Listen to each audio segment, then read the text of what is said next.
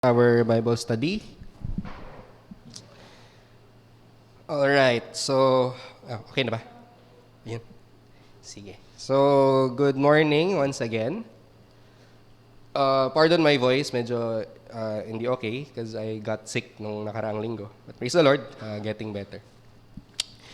So this morning, we'll be tackling church government, biblically balanced. So before we go into our topic, let us be reminded first ano yung purpose why we go through these topics. Okay? So for one, um, uh, when we first had a meeting, I wanted to be transparent to everyone that this is what I envision for the church na magiging direction. So I wanted to be transparent. I think that is important because I have seen a lot of pastors na when they enter a church, nagtatry silang mag-change ng things without being truly transparent. So hindi nila sinasabi, so parang patago yung kanilang pag-atake, right? Which is, I think, unfair for the church. Unfair for the church dahil, ayun, blindsided ang church. Hindi nila alam ano ba itong ginagawa ng pastor na ito, ano itong tinuturo niya. So it's unfair for the church. So I wanted to let you know so that hindi kayo in the dark. And I want to be accountable and transparent to you. Another, why I said it outright, because it would also be, for me, a burden. Think of this. If you think that what you believe is true, this is who really God is, this is what He wants us to do, it would be unfaithful on your part if you don't share it to others, if you don't teach that, right?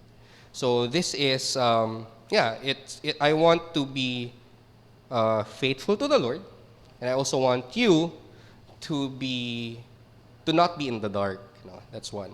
Another is, this is meant to be parang introduction lang, pasada. This does not mean that there will be immediate changes. No? I don't think it would be fair for the church na magkaroon ng immediate na mga pagbabago since you were here way longer than I started here. No?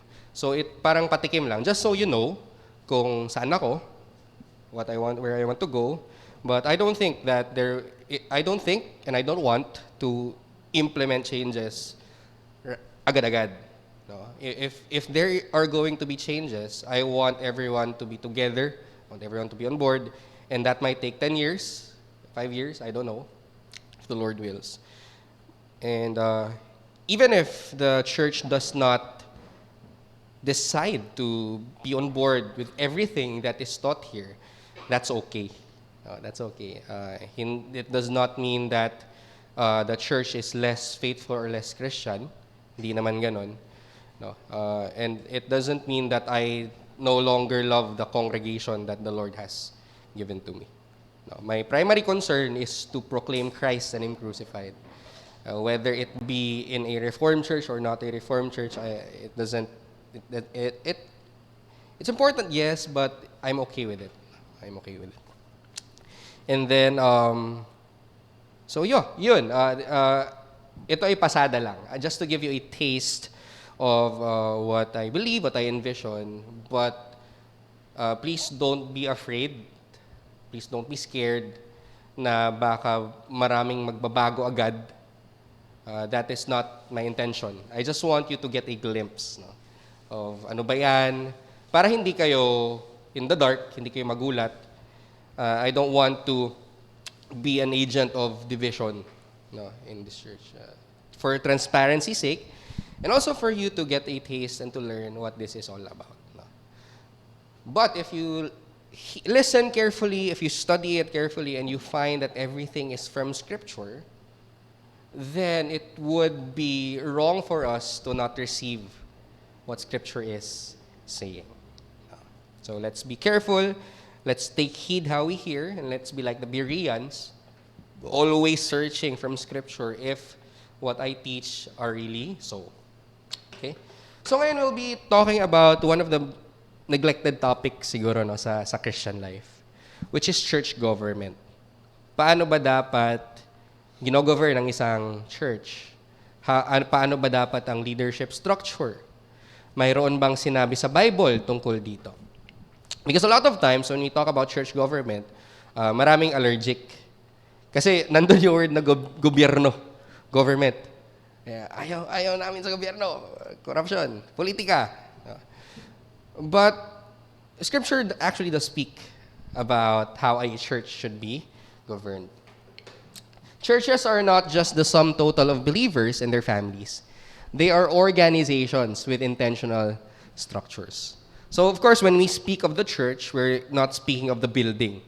Okay? We speak of people who are bought by the blood of Jesus and who profess faith in the Lord Jesus Christ. But makikita din natin sa Bible that this body of believers who place their faith in Jesus ay mayroong organizational structure. It's also an institution. No? That's why when we speak of the church, it's both an organism, a living body composed of believers, and it's an organism and it's also an institution. Okay? There are leaders, there are members, there are marks that identify it as an institution. Not every church member has the same role in the overall structure. So, there is this popular quote in one of the famous movements in evangelical Christianity ngayon na every believer a leader. So, they say na lahat ng believers daw ay dapat nagli-lead, whether that be as a pastor or as a small group member. However, makikita natin sa Bible na hindi yan ang tinuturo sa Scripture. Not every believer is a leader. Okay? There are those whom are called to serve in the church, not in a leading capacity, but as a ordinary church member. However, being an ordinary church member is actually extraordinary in the eyes of God. Okay? So some teach, others rule without teaching, still others serve without ruling. Is government good for the church? God thinks so. He desires that church affairs be done properly and in an orderly manner. Sabi sa 1 Corinthians 14:40. Paul was talking here about worship services and in extension how a church should be structured. Dapat may order. The Bible speaks about church government not in detailed form but sufficiently for God's people to know how to organize as His church. So wala tayong makikita sa Bible na sinabi ni Paul or sinabi ni Jesus, okay, ito yung organizational chart ng isang church. Ito ang dapat yung implement. We don't see anything like that. However, scattered throughout the Gospels and the epistles are the principles of how Christ wants His church to be governed. So, hindi natin dapat ibaliwala ang church government. Dahil church government is Jesus Christ's display of His love for the church.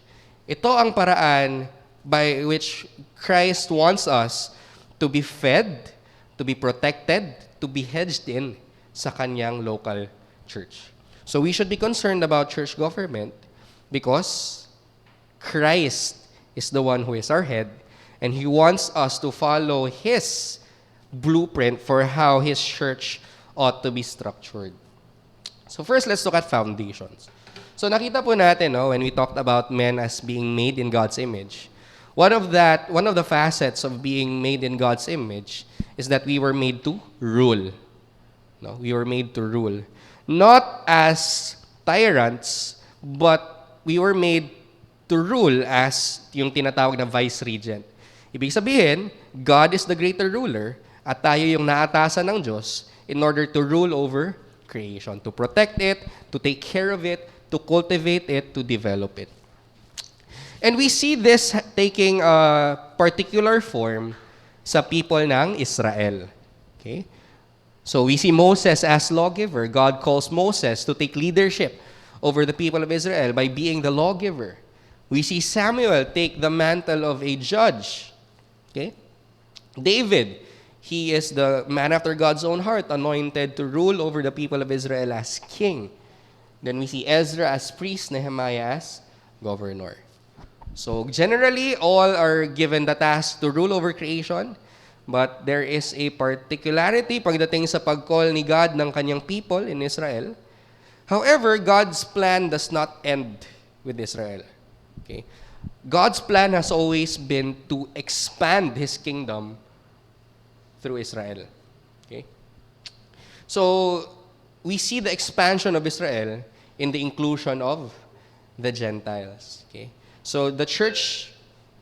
Ano yun? Wala. So, the church does not replace Israel. The church is the expansion of the people of Israel. Once, God called a physical people, an ethnic people, but now that ethnic people has expanded and includes the Gentiles. And so the leadership idea that we find in the people of the Old Testament in Israel is also expanded in the New Testament church. In the New Testament, the Israel of old was broadened to become the Israel of God.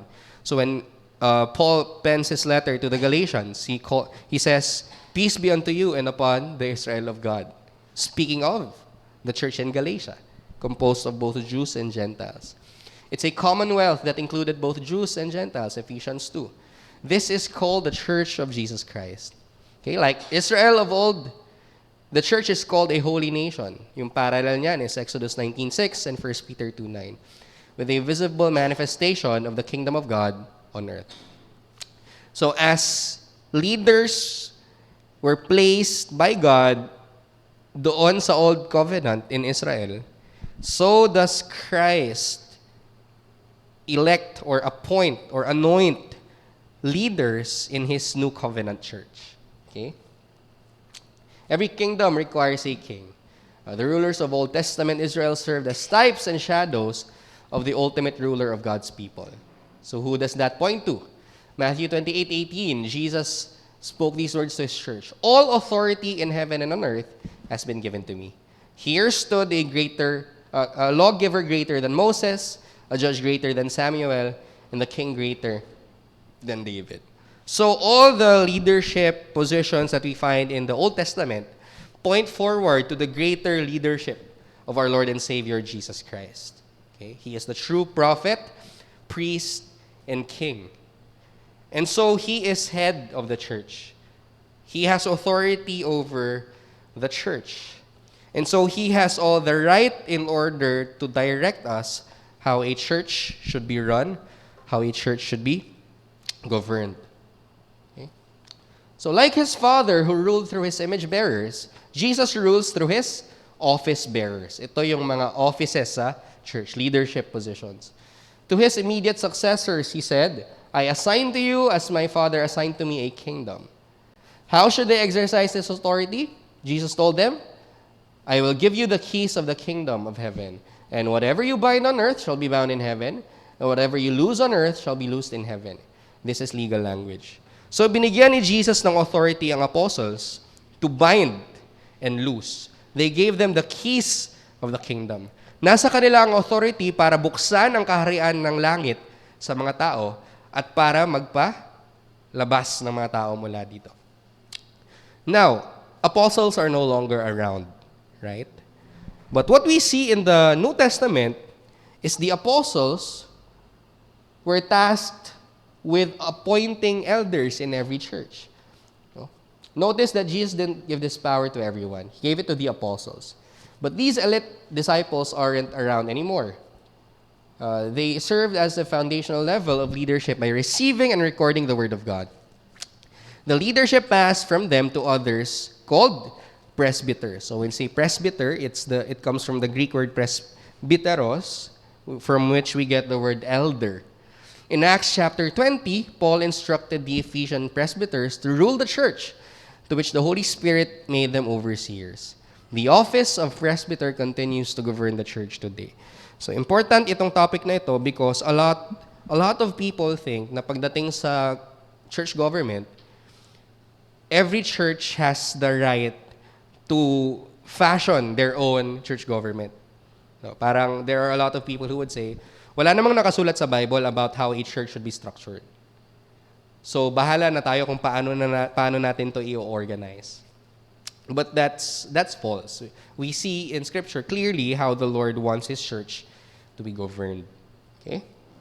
Now, let's look at some common types of church government. Ano ba yung mga common na makikita natin sa mga churches ngayon? Anong structures? So first is Episcopalianism. Makikita po natin ito, for example, sa Roman Catholic Church.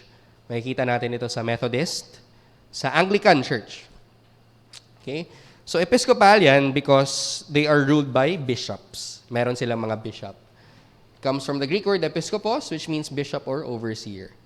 So it's a hierarchical system. So ano bang itsura ng episcopal model? Ito po. Okay? So ito yung congregation. Kada congregation mayroong rector or pastor. Sila yung nag-oversee ng isang local congregation. Pero kada rector na nag-oversee ng congregations ay mayroong nakakataas na bishop. Okay, so these are singular people heading a local congregation at submitting to a greater person in the bishop. Okay. Ang bishops, mayroon silang jurisdiction sa multiple na mga congregations. They oversee multiple churches. Pero mayroon pang nakakataas, which is the archbishop. The archbishop oversees the bishops in a certain locality to ensure na lahat ng mga canon laws siguro, in ecclesiastical laws, ay napapatupad sa bawat iglesia. So ganito ang episcopal model. Mayroong mga bishops who are singular people heading or ruling, overseeing multiple congregations, and ang archbishop, multiple bishops. So kaya makikita natin sa Roman Catholic Church, meron tayong tinatawag na bishops na nag-oversee ng churches. At sa taas ng hierarchical system na yan ay ang Santo Papa, who oversees the entire visible church according to them. Okay? But I think it falls short pagka inaral natin ang Bible. Because Scripture links a bishop with a presbyter. Yung word na episkopos, bishop, at presbyter, elder, pag tinignan po natin sa Bible ay same lang. Okay? Ang bishop at elder ay parehas lamang. Hindi sila dapat magkaiba. Acts 20, pay careful attention to yourselves and to all the flock. Paul here was speaking to the elders in Ephesus, in which the Holy Spirit has made you overseers or bishops. So sabi ni Paul, kayong elders, kayo ay inatasan na maging bishop, overseer sa mga local churches. Then another in Titus, this is why I left you in Crete, so that you may put what remain into order and appoint elders. Ang task ni Titus is to appoint elders in every town. And then later on, when he discusses the qualifications, he calls the elders as overseers, bishop. So, synonym or same office ang dinidescribe nitong two words na ito. An elder and a bishop are the same in the Bible. So wala po tayong makikita sa Bible na ang bishop ay nagro-rule ng multiple congregations. Okay? Ang isang local church ay ginogovern ng elders and bishops. Okay? Which are the same thing. Then another is what we call congregationalism or independency, which is common sa ating mga evangelicals. So ano ba yung congregationalism? Congregationalism or independency is defined as a church ruled by the congregation. So next, while this system recognizes different offices within the local church, it resists hierarchies and generally de-emphasizes connections with other churches. So nakita nila na pwedeng maabuso pala yung power ng mga bishop. Okay? Kaya ang gagawin natin is we will distance ourselves from that and never allow an outside authority to infiltrate or to dictate whatever our local church wants to believe and wants to do. Okay? However, no, sabi dito, they de-emphasize connections with other churches. In such a system, inter-church connections, however useful, are still optional. Accountability outside of the congregation is a matter of preference. So, walang solid na connection na ang independent churches sa ibang churches. Pwede tayong makipag-connect, pwede tayong mag-fellowship, pwede tayong humingi ng advice, but it's an optional thing. Okay? Optional lang siya. It's a matter of preference. They don't believe that there is such a thing in the New Testament as interconnectedness and interdependency among local churches. Okay? So, paano natin makikita ito? So, there are different kinds of independent church government. Some independent churches are governed by a solo senior pastor. So mayroong mga churches na ang talagang nasa taas ng hierarchy ay isang solo na senior pastor. So siya magde-decide, siya magde-dictate, siya magsasabi kung anong gagawin, and under him ay ang congregation. He could have associate pastors or he could have a staff, pero siya talaga ang may say sa lahat ng bagay kasi siya ang senior pastor. So for most of my life, I served in a church na ganito yung model sa kabataan ko. We had a solo senior pastor who really had the say sa lahat ng bagay. And hindi naman niya sinasabi, pero practically speaking, walang mag-voice out against him. Siya talaga masusunod. Okay. The good thing is, he is a good man. Buti na lang. No? Second, some independent churches are governed by the congregation itself. So, yung buong congregation ang nagde-decide. So, how they decide on matters is laging mayroong congregational meetings kapag pinag-uusapan ng isang importanteng bagay. So, congregation. The meeting could be led by a pastor or elders, but ultimately, sino ang may kapangyarihan na mag-decide on matters? It's the congregation. And the next, some independent churches are governed by a leadership board. So, yung previous church ko, ganito, mayroong leadership board. So, mayroong mga people in the congregation na ini-elect para mag-serve as board members of the church. So, some would have elder boards, some would have deacon boards. But ito, I think this is something that the church learned from a business-type model outside. So, dahil nakita nila that this model works in the corporate world, they try to import it in the church. And nagkaroon ng board. Okay? In some churches, this is applied really well. Kumbaga, mayroong nominations and elections, and they make sure that all the candidates for the leadership board are really those who are qualified and called by the Lord for that task.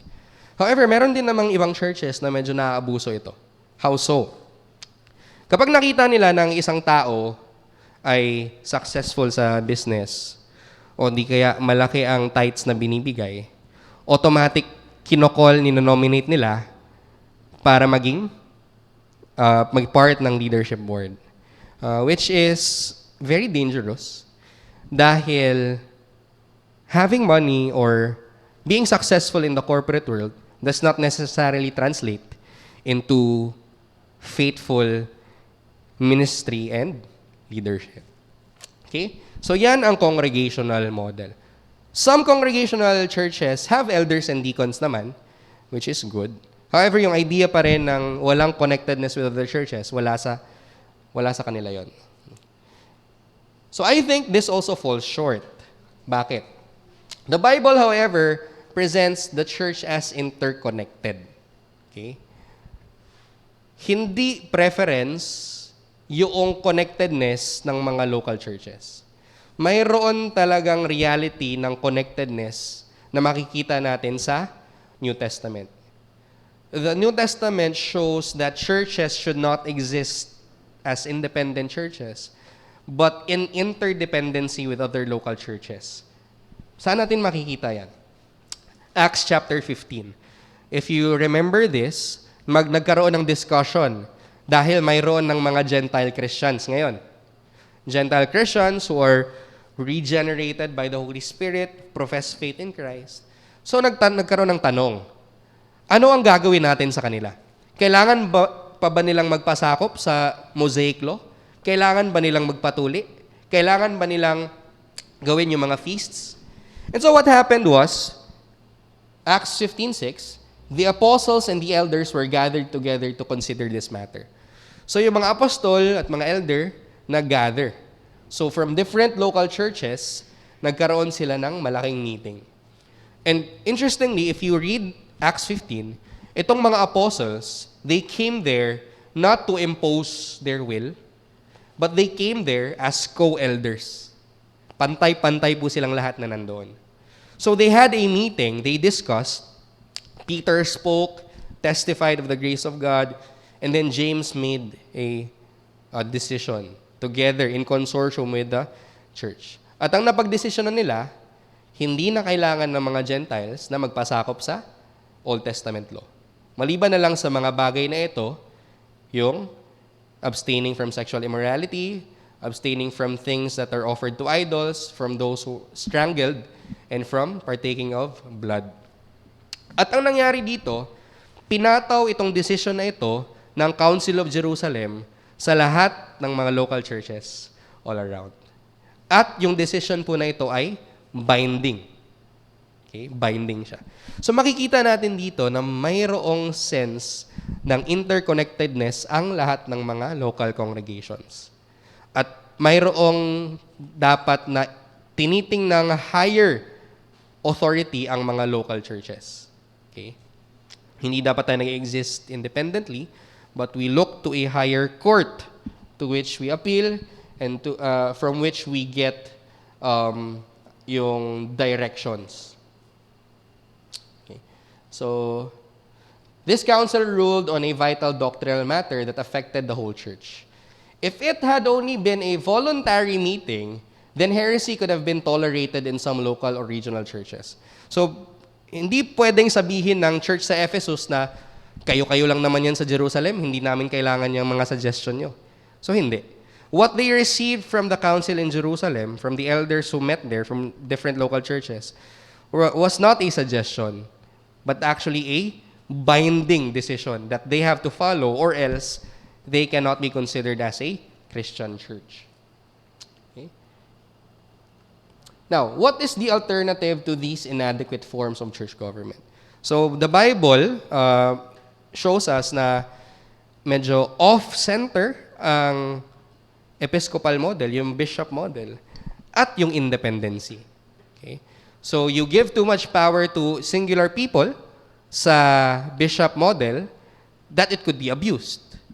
Sa independency naman, mahihirapan ang local church kung may problema sila dahil wala silang higher court of appeal na pwedeng puntahan. No? Kung mayroong problema sa pastor, for example, who do they look to para madisiplina yung pastor? Okay? So the answer is Presbyterianism.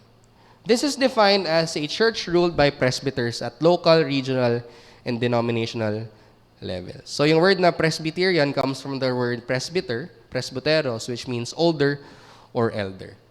So where do we get this? In biblical times, older men had the respect and maturity to lead their families and communities. These elders served as representatives of the people in covenant dealings and exercised authority over Israel. So, yung mga elders ay mga nakakatanda, spiritually mature, has the practical know-how in governing a family and in governing communities. So, doon po natin makikita yung origins nito. And we also see that the people of Israel were not only governed by Moses or the kings, but kada community ay mayroong elders. That's why makikita natin sa New Testament may tinatawag na Sanhedrin, which is yung 70 elders that are appointed para pamunuan yung buong bansa ng Israel. So the elders in the Old Testament were key people in governing the community of God. Yet over time, this term became flexible. It could describe rulers distinguished from priests or scribes, Luke 20, an assembly of rulers that included priests and scribes, or a tradition of scribes. Presbyters were present in the synagogue and in the earliest congregations of the church. So marami daw gamit yung word na elder sa New Testament. Okay? It could mean religious leader, it could mean a civic leader. So with all these possibilities, how should we interpret this word? Ano ngayon ang dapat na maging interpretation natin ng word na elder when it comes to the government of the local church? The answer is found in 1 Timothy 5:17. This is a key verse. Let the elders who rule well be considered worthy of a double honor, especially those in preaching and teaching. So, here, Paul writes a letter to Timothy, telling Timothy na yung mga elders na namumuno ng maayos are worthy of double honor. At mayroon pang dagdag, especially those who labor in preaching and teaching. Here we see the flexibility of the term in allowing for two groups under the same heading. The former group could be older men who rule their house well, but I think it's the second, or officers who rule the church well. So, Ang mga churches during this time were governed by a people, certain people called elders. So first, mayroong ruling elder. So itong mga elder na ito ay namumuno, nagli-lead. They oversee. However, they are not expected to teach regularly. So mayroong mga people who are called to lead the church. They must be equipped to teach, but hindi sila naatasan to regularly do the teaching. So they are called the ruling elders. So when it comes to spiritual and practical matters in the church, sila dapat yung nagte-take charge. Sila yung nag-oversee. Sila yung po nag-decide sa matters ng local church. Meron pang isa. The latter group, however, are singled out for a specific reason. They labored in preaching and teaching. The New Testament uses different titles to describe this group. This is called the teaching elder. So, one office of elder. Pantay-pantay, walang angat, walang mas mababa, but there is a difference in role. One is expected to focus yung kanyang energies sa pag-rule. However, he could also teach. Samantalang tong isa naman, ang teaching elder, also has the authority to rule over the local church. But, ang bulk ng kanyang time is sa pagtuturo ng salita ng Diyos, to preach and to teach. Okay? So, ito yung office that the Lord has appointed to govern the local church, the office of elder. And there are two kinds of elders that we see in the Bible. Those who rule without always teaching, and those who also rule, but they take the bulk of the teaching in the church. So, practically, sa isang local church, itong ruling elders, ito ay yung mga tao na mayroong mga trabaho outside, but are called by the Lord and are given the character and the competence to rule and shepherd over the local church.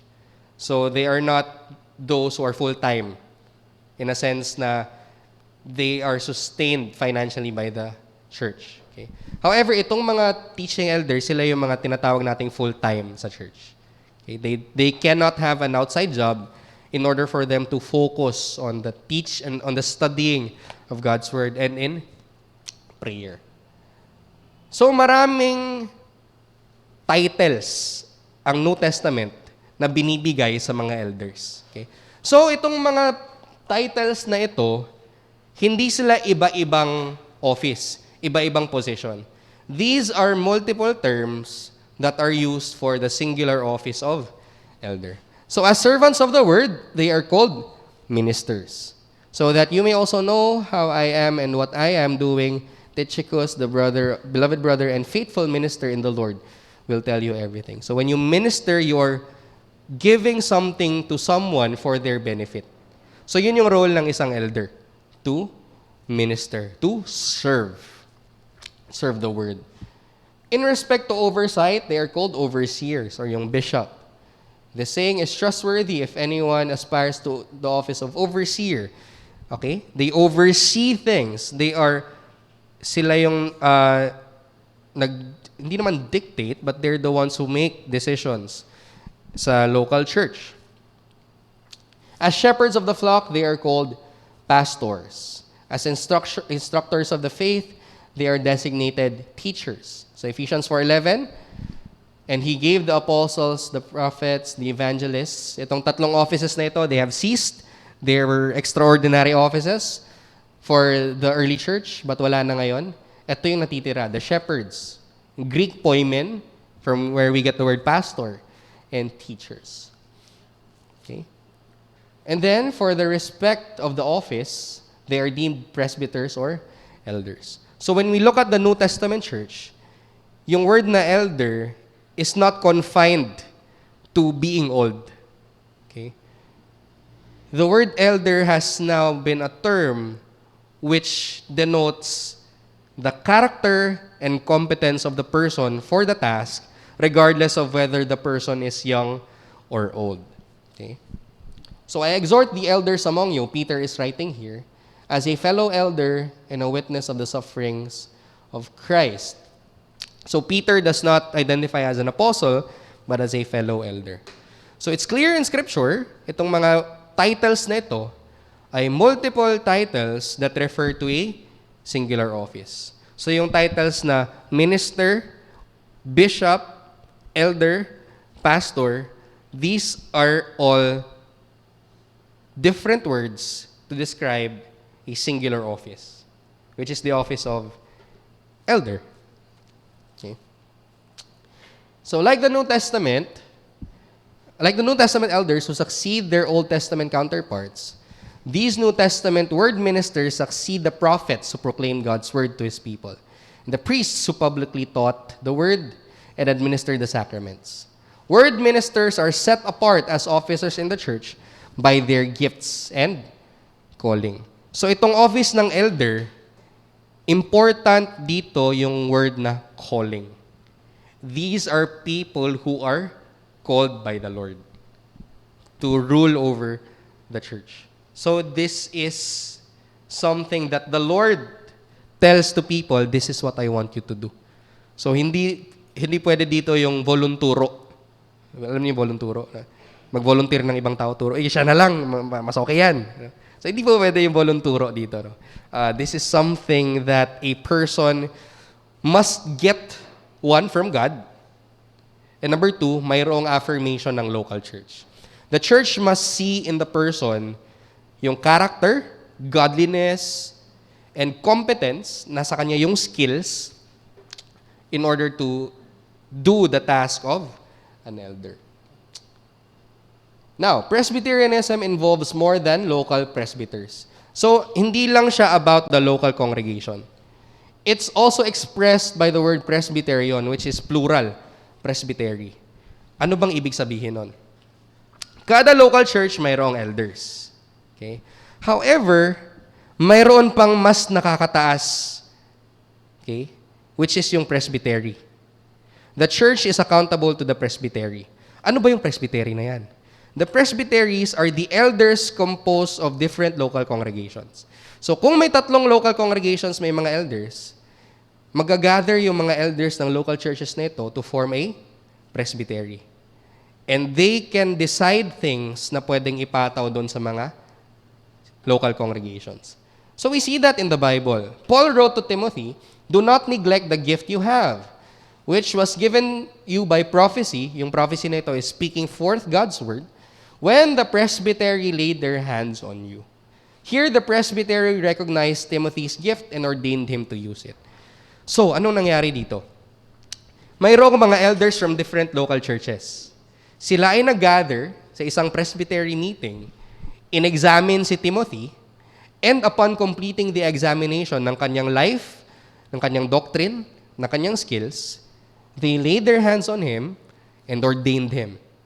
Sinasabi nila, "Timothy, you are qualified for the task. You are now an elder. Go and do your ministry." So, ganun yun. No? So, makikita natin dito yung importance ng qualified and ordained leadership. Para ma-assure yung local congregations na yung magpapastor sa kanila ay hindi siya yung kinol niya lang yung sarili niya. Yung joke na, ay, nabasa mo lang yung John 3:16, nagpastor ka na agad. So, yung wisdom ng isang presbytery at ng pag-ordain ng mga pastor is something that we should appreciate.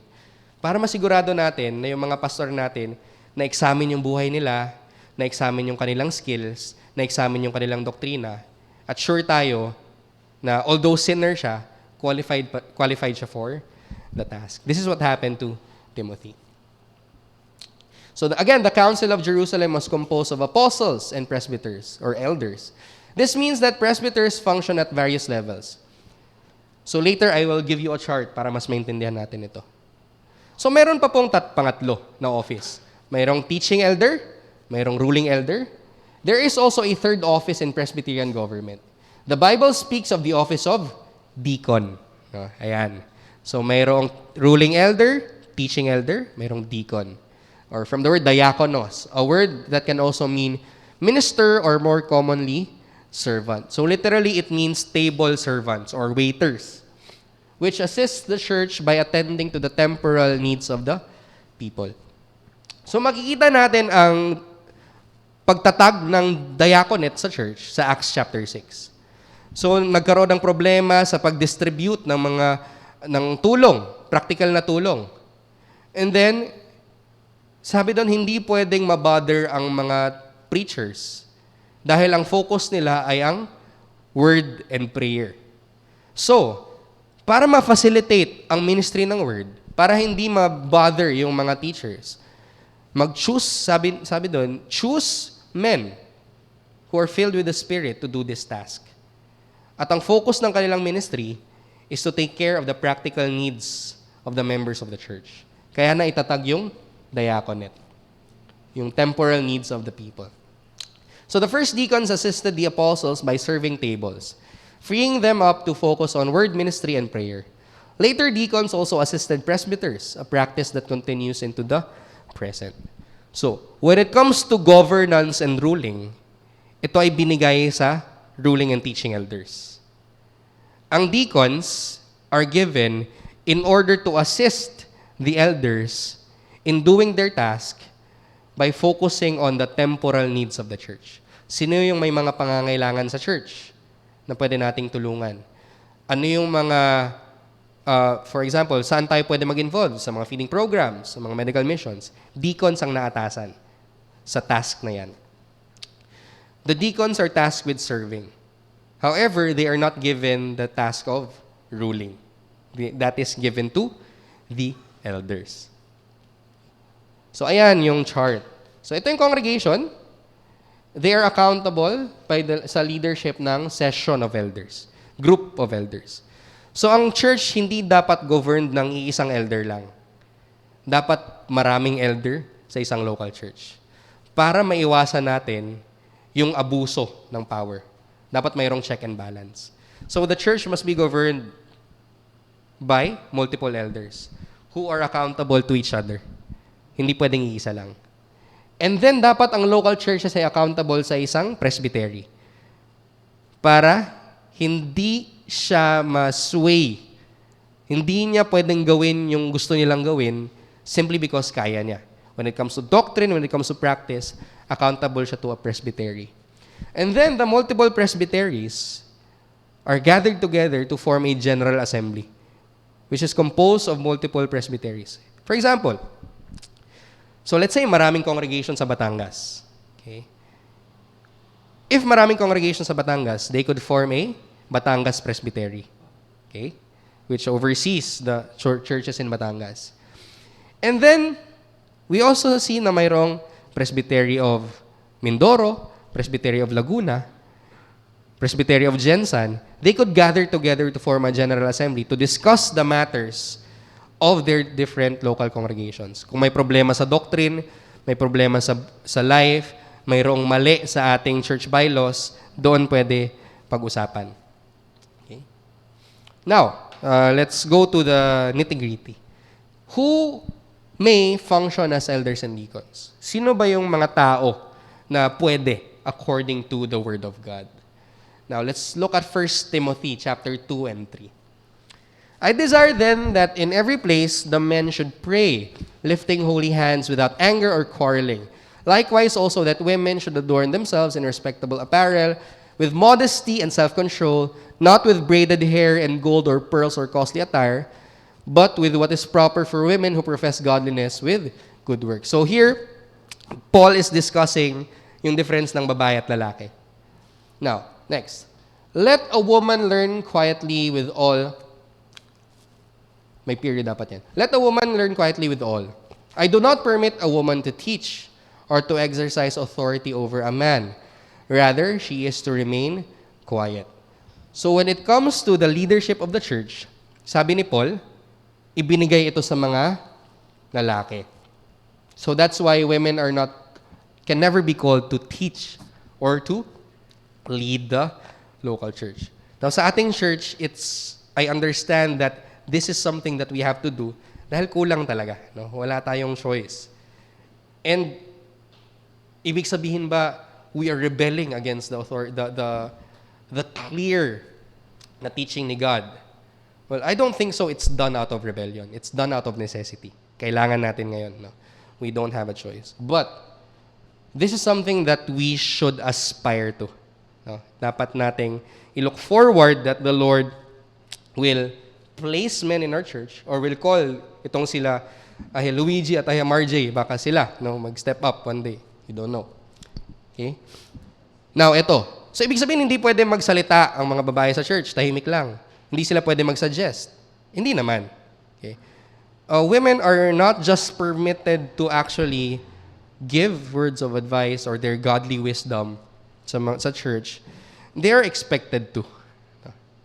There are certain things that men could miss out on. No?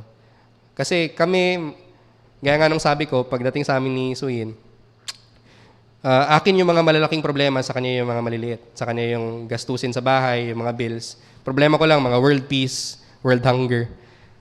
Ibig sabihin, mas detalyado yung mga babae. Kami more general. So, women can and should exercise their gifts in order to serve the local church and to give advice to or suggest to the elders. However, when it comes to ruling and leadership, hindi siya nabigay sa mga babae. Now, there are pastors who would say, kultura kasi nila Paul dati yan. Luma na yan. Sa time natin, hindi na yan applicable. Pero makikita natin sa text that Paul was not appealing to culture. He was appealing to creation order. Sabi dito, for Adam was formed first, then Eve. So headship. Adam was given the authority by nature. Not by culture, but by nature. And Adam was not deceived, but the woman was deceived and became a transgressor. So, what does that mean? Well, there is a certain quality sa mga babae na mas nadadala ng feelings, subjectivity, rather than being objective. That's just nature. Not necessarily wrong, okay? But that's just nature. And that makes women susceptible to leading by feeling rather than by fact. No? That's just nature. Kaya binigay sa mga lalaki yung task. Ibig sabihin ba walang kasalanan ng mga lalaki? Hindi rin. Men can also do err, but by virtue of creation, talagang binigay ang leadership sa mga lalaki. Yet she will be saved through childbearing. Salvation by giving birth? No, that's not what Paul means. Sinasabi ni Paul dito, he uses the term childbearing to refer to the calling of women. It's a synecdoche in English grammar. Yung childbearing is a term that Paul uses in order to speak of the general calling of all women. So sabi ni Paul, you will experience the consummation of your salvation by simply fulfilling your calling as a woman, if they continue in faith and love and holiness with self-control. However, yung iyong calling as a woman, hindi kasama dito yung calling to lead a local church. That's what Paul is saying. So, clear dito, no, na Paul writes by the authority of God and by virtue of God's creational order that men are the ones who are called to lead. Okay? So that's something that our church should aspire to. Ibig sabihin, alisin na lahat ng mga babae. Hindi naman agad-agad kasi kawawa yung church natin. We have women here in our church who have served for so long in leading our church. And we should honor them by taking the step, by stepping up to function as that. However, it should also be our desire na as the years progress, we evangelize men and we empower the men in order for them to take the lead in the local church. However, gaano man katagal yan, we don't know, but that's something that we should pray for, and that's something that we should really seek the Lord for. No? It should be our desire sa ating church. If we want to be faithful to the Lord, if we want to experience the blessings of the protection and nurturing of Christ, we should aspire itong sinasabi ng Bible. Now, here we see the qualifications, which hindi na natin i-deal isa-isa because masyadong mahaba. This is the office of elder. This is the office of deacon. So what do we see here? Gusto ko lang i-point out that the Bible speaks and teaches of elders and deacons as qualified offices. Ibig sabihin, mayroong qualifications na nilatag ang Bible para dyan. So, all Christians should aspire to have these qualifications. Okay? So, hindi ibig sabihin, ayoko naman maging deacon, pwede ko nang labagin lahat ng to. Or maging elder, pwede kong wasakin tong tong qualifications na. No. Lahat tayo dapat sundin natin itong qualifications na ito. That we see in 1 Timothy 3. All of those. However, mayroong certain people na tinawag ni Lord from among us that are given these qualities and gifts in such a way na above sila sa atin. We should be humble enough to recognize that and to nominate them, to pray for them, and to encourage them to take the role of leadership in our church. Okay? So, ibig sabihin, this is not something na dapat nating madaliin. Because the office of elder and deacon, of course, are delightful offices. Kumbaga, it's really a joy to be placed in those ministry roles. However, they are also very dangerous roles. Bakit? If the elders and the deacons do not minister in accordance to God's word, sila po ay accountable sa Diyos. Kapag ang isang elder or isang deacon ay hindi faithful sa kanilang task, it could be an indication na from the very beginning, hindi talaga sila ligtas. No? Very dangerous yun. Again, an unfaithful ministry could indicate an unconverted ministry. Kung walang pakialam sa faithfulness, walang love for the flock, it might be because that leader never really belonged to Christ in the first place. Kaya mayroong qualifications na nilatag ang Bible. Now, hindi ibig sabihin ito, perfect na lahat. Spotless ang church. Magkakaproblema pa rin talaga ang church because we are composed of sinful people.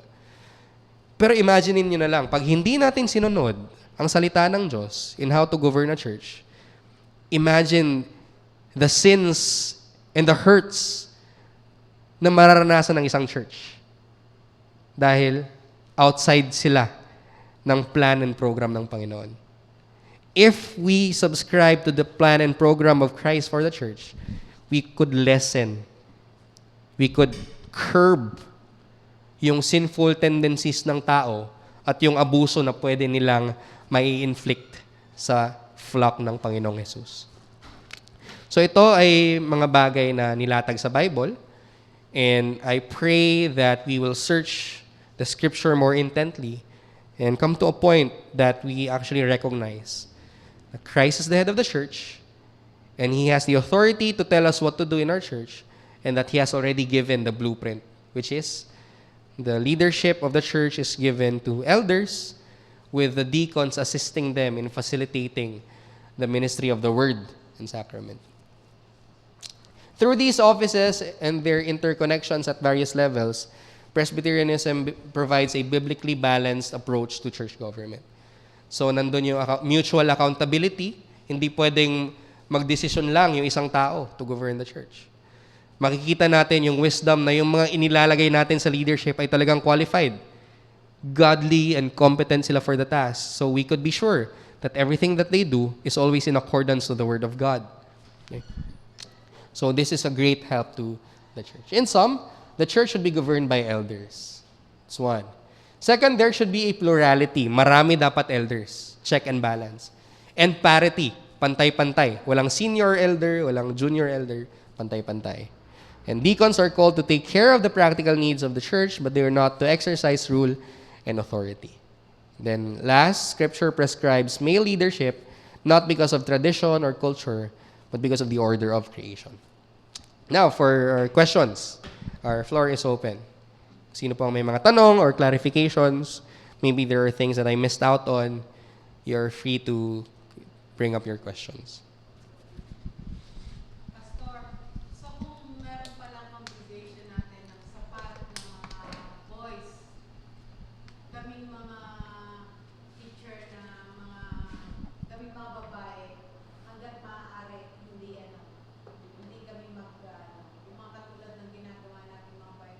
Hanggat maaari, support lang talaga ang mga babae. There are certain, ano naman po, there are certain areas, for example, informal gatherings like yung mga small groups, Bible studies, wherein pwede namang mag-lead ang mga babae. But when it comes to formal settings, like for example, pulpit ministry, number 1.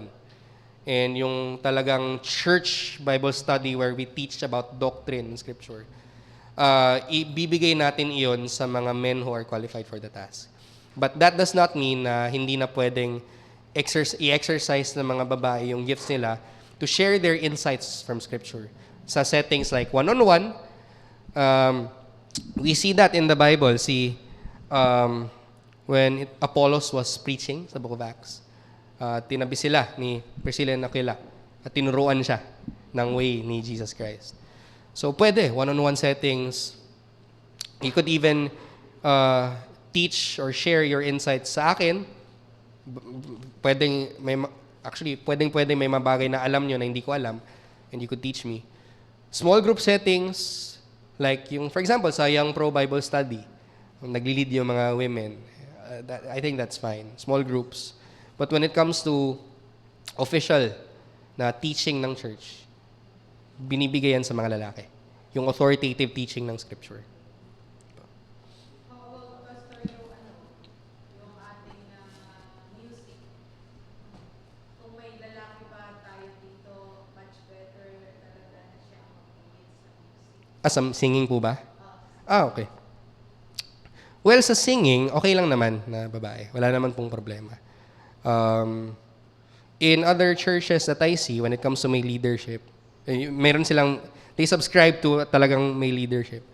Pwedeng mag-lead ng singing ang babae. Pero ang minimize nila in those settings ay yung exhortations na binibigay. So they try to minimize that. Kasi by giving exhortations, it's like nagtiteach na rin sila in a formal worship service. Well, hindi pa ako convinced doon kung talagang bawal ba. I'm not convinced pa, but I'm willing to learn more about that. Yes, T. Presiding, good question. When it comes to presiding, like scripture reading, prayer sa congregation, that is given to the elders ng church. So, dapat talaga elders ng church ang gumagawa ng mga bagay na yan. Next year ba, i-change na? Hindi naman.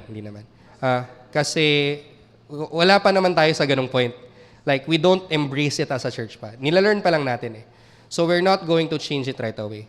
But when it comes to, pag dumating tayo dun sa point na lahat tayo ay convinced dito, then we could implement it as a church. But now na hindi pa tayo nandun, wag muna. And hindi naman yan yung priority din ng church natin. Our priority really is the preaching of the gospel and of Christ and Him crucified. So let's work on those things little by little lang. Nasagot ko ba, si? Di ba pa sa pag sinabi mo ang elders, ayun yun na yung mga kalalakihan natin. Yeah. So when we say elders, not necessarily matatanda. No? Basta pasok dun sa qualifications at in-affirm ng church, then they could be ordained and function as elders. So yung eldership and diaconate, mga ordained offices ito. So ibig sabihin dapat mayroong examination na mangyari sa doctrine and life bago ka matawag na elder and deacon.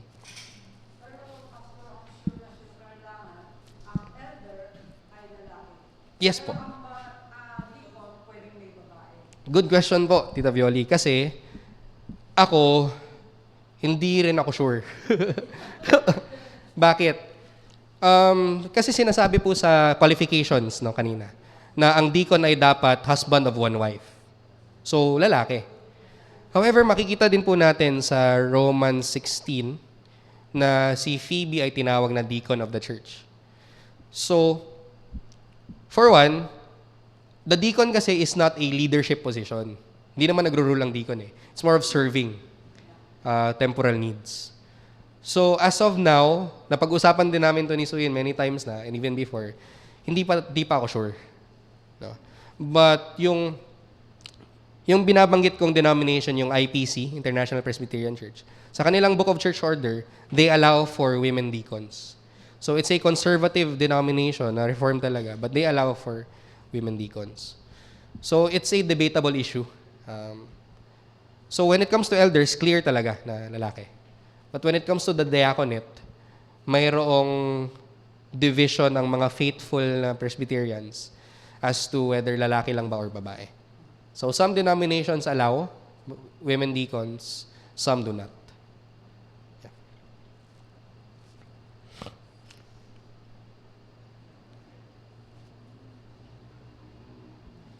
Any questions pa po? May tanong si Kuya Marjay kanina? Ah, wala ba? Hindi ba dahil lang sa, di ba way back before may dominated yung mga leaders? Kaya hindi ba dahil doon kaya nadadala siya sa present day? So yung patriarchal model ng leadership ba? Sa church leadership. Kasi di ba way back before talagang pag-leader laging sa lalaki. Okay. Well, yung idea na yon kasi grounded siya sa creation. Kumbaga, yung creative order ni God, talagang lalaki yung binigyan ng leadership. So when it comes to the family, clearly, and the church, lalaki yung inatasan ni God to lead. Does that translate to, for example, businesses or organizations or schools? Not necessarily naman. I do think that women have the capacity and mas gifted sila to lead in areas like teaching. And for example, sa hospitals, mas mayroong caring and nurturing na aspect ang mga babae compared sa lalaki. However, clearly, tinuturo sa Bible na sa family and sa church, lalaki yung inatasan ni Lord. So, hindi siya cultural. Kasi, ayun nga yung sinasabi mo, RJ, na mayroong mga cultures na talagang patriarchal. Kultura lang talaga nila na dapat lalaki at dapat mababa ang tingin sa babae. Sa Bible, hindi naman. We teach that male and female are equal in dignity sa mata ng Diyos. But they have differing roles. So pag sinasabi natin na lalaki lang ang pwedeng mag-lead as elders, hindi natin dinidenigrate yung mga babae na wala kayong kwenta sa church. We're simply saying that these are the roles na binigay ni Lord sa ating gendered realities. At ang mga babae ay mas makakapag-serve sa isang local church, not in the capacity of an elder, but in many other ways. So, by telling women na dapat ka maging elder, actually I think mas binababa natin sila. Bakit? Hindi niya kailangang gampanan ang tungkulin ng isang lalaki para lang masabi natin na importante siya sa local church. She could serve in her own gendered way sa local church without assuming the role that men should take. So, good that you brought that up kasi nami-misinterpret kasi talaga. May mga tao na nagsasabi na masyadong misogynist ang church kasi lalaki lang yung pinaglilid nyo. Mababa ang tingin sa babae. Which is not naman.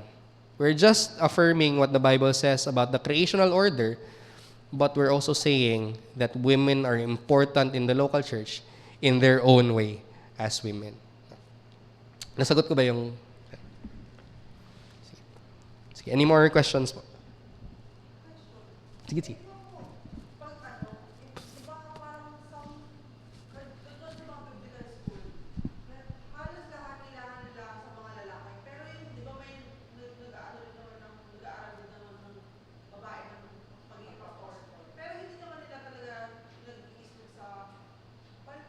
Mm. Anong role ng nag-aaral, anong purpose or role ng mga babae na papastoral kung hindi naman din sila pwede Good question, si. So, mayroong mga churches na nag-aalaw ng babae na mag-preach. Kaya siguro may certain Bible schools na nag-aalaw ng mga babae to take up pastoral courses. Kasi they think na yung 1 Timothy 2 ay cultural lang, which I disagree with. So, ang mga babae, they should not pursue, they should not be allowed to study yung degree program para sa pastors. However, they should also be allowed to study in a seminary, taking up other degrees, Like, for example, MA in Theological Studies, PhD in Theological Studies, for the purpose of teaching in the academe, or also to teach in informal settings. For example, seminars. I do think women who are graduates of Bible schools should teach in seminars. Pwede. For example, I listened to Rosaria Butterfield. PhD siya, who is an authority when it comes to LGBTQ. Nagtuturo siya sa mga lalaki. I don't think that's a problem. But she doesn't serve as an elder in a church. She doesn't preach. So, pwede. Ini-encourage natin yung mga babae to take degrees in Bible schools for the purpose of edifying the church, but not in a official teaching capacity, like preaching in the pulpit. So, women's ministries, children's ministries, I think those are roles that are fit for women. At kailangan natin yung mga women sa church to teach in those settings. Kasi dati pinag-lead ako ng women's Bible study sa church namin. Sabi ko, anong kinalaman ko dito? Bakit ako? I think it's for women who should be empowered and qualified to lead other women in teaching. So just because you're not an elder or not a deacon, doesn't mean that you should not exercise your gifts in teaching. There are multiple ways na pwede mong magamit yan sa isang local church. So like sabi ni Paul that older women should teach younger women. Yung mentoring, one-on-one, women's ministry, children's ministry. Those are areas that women can use and should use yung gifts nila. However, talagang hindi pwede yung eldership sa kanila. Nasagot ko ba, si? Sige po. Any more questions? Like for example, sila Tita G, Tita Violi, sila Tita Sonia, they're using their gifts to teach the children. Here, dati, they also taught the youth, I believe. Yung mga... Tita Viols, kayo yung saan, no? Sa baptismal classes? Pero nagtiteach po kayo dati sa Bible studies? Ayun, no? So, those are areas na talagang women are encouraged to use their gifts to teach. Sige, any more questions? Clarifications? Okay. So, again, hindi natin nirarush yung mga bagay-bagay. This is just pasada lang. By next year, we will have a series on yung isa-isahin natin yung mga qualifications na yun ng elders and deacons. And magkakaroon din tayo ng series on 1st and 2nd Timothy and Titus. So after this, di ba nag-focus tayo sa Reformed distinctives. After this, by next year, we will strengthen yung ating evangelical identity. What does it mean to be an evangelical? And we will strengthen that. No? Kasi nawawala na yung essence na pagiging evangelical eh. Na parang anyone pwedeng pumasok. But we should strengthen that. No? How we are to be gospel-centered, Christ-centered. So, it doesn't mean na hindi ka reformed, hindi ka na faithful sa scripture or Christian. No, hindi naman. So, yun. Since this is an evangelical church, we will strengthen that identity by next year. And then we look at, series on 1st and 2nd Timothy, Titus, and the qualifications. In order for us to be equipped pagdating sa eldership and diaconate. Para malaman natin, ano ba yung mga qualities na dapat nating hanapin sa mga lalaki. Parang mali yung pagkakasabi ko. Hanapin sa mga lalaki para naghahanap ng jowa. Hanapin sa mga possible na maging elder sa church. So, yun. So, I guess wala nang questions. Sige. So, if there are no questions, let's end with the word of prayer. Manalangin po tayo. Lord, we thank you for giving patience sa aking mga kapatid sa Panginoon ngayong umaga and patiently listening to what I taught. And thank you because you have given your word in order to direct us how to govern a church. So Lord, I pray that you would allow us to focus on what your word says and allow us to believe it wholeheartedly and to follow it wherever it may lead us. Lord, if there are certain things that we do that are not in accordance with your word, we ask for your forgiveness. And I pray that you will point us to the right direction. Lord, there are also times wherein our hearts rebel against your word. Although we see it clearly, but it's just hard for us to let go of what we have learned before, ano yung mga nakasanayan namin. But Lord, I pray that you would tutor our hearts and be patient with us, be gracious with us, and work in our hearts that we may appreciate the beauty and the truth of your word. So Lord, I pray that you will bring our church to a unity that is not based on anything else but the truth of your word in the gospel of the Lord Jesus Christ. Thank you for feeding us this morning with your word through Reverend Terence, pointing us to the heart of Christ, whose love is his glory. We thank you for the Lord's table, reminding us of your faithfulness by giving us the body and blood of your Son on that cross. I pray that you would dismiss us with the fullness of your blessings. Allow us to take this day to use this day in meditating on what you have taught us today. We give you thanks and we love you in Jesus' name. Amen. Thank you so much po. God bless.